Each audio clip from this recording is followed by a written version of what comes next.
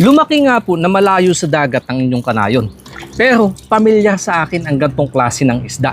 Tawagin nga po ay lapu-lapu dahil tumatak sa panlasa ng bawat isa. Yun nga lang, medyo mabigat naman sa bulsa.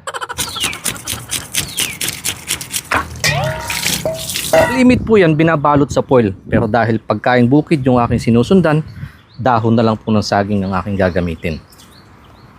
Asin, betchin, paminta, at sa ibabaw luya.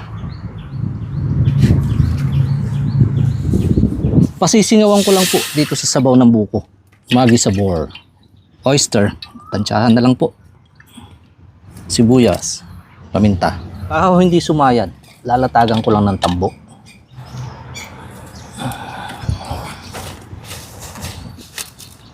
Sa baga ko lang po yung papakuluan, slow cooking para maluto na mabuti hanggang loob. Isang oras na po yan nakasalang. Tingin ko naman pwede na po yan. Uy.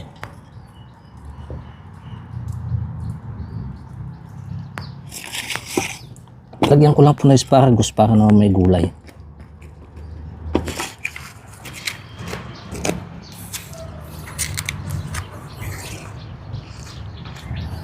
Yun, ganda po ng pagkakaluto. Dahon na sibuyas.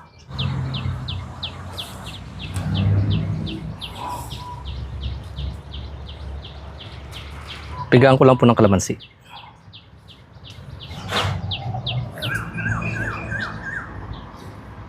Ito naman po yung diskarte ko sa lapu-lapu. Kaya tatawagin ko itong lapu-lapong bukid. Napakabuti niyo po, Ama, sa patuloy na pagmamahal at biyaya. Nilapit ko po ito in Jesus' name. Amen.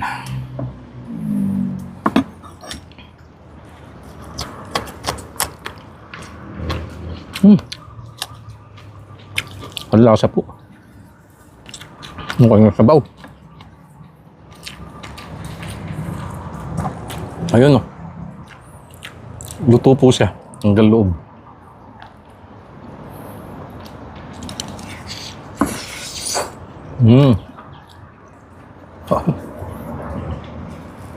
Ang lasa. Dami nga lang langaw.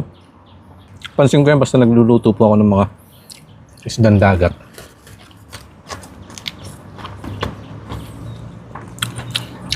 Lapitin ng kalaban. Sobrang sarap siguro gusto makikain.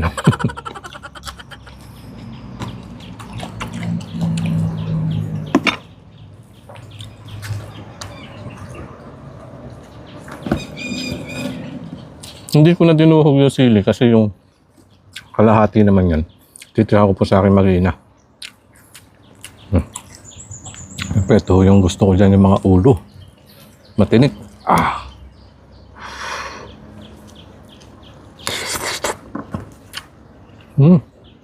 Grabe.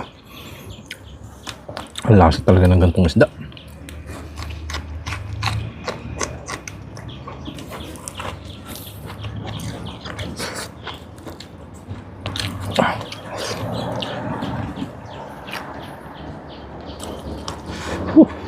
Walang. Medyo mainit pa.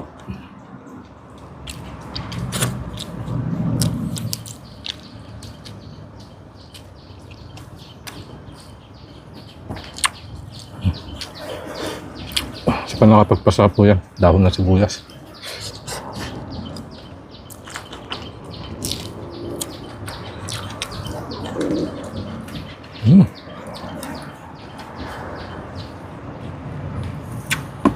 Ang sakap.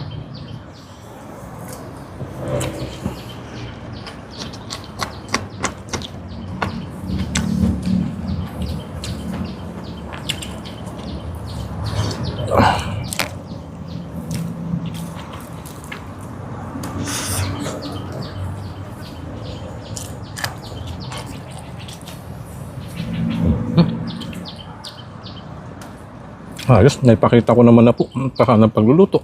Diyan ko natatapusin mga kanaya at bibiyakin ko na tong kanyang ulo. Yan na yung mga gusto ko.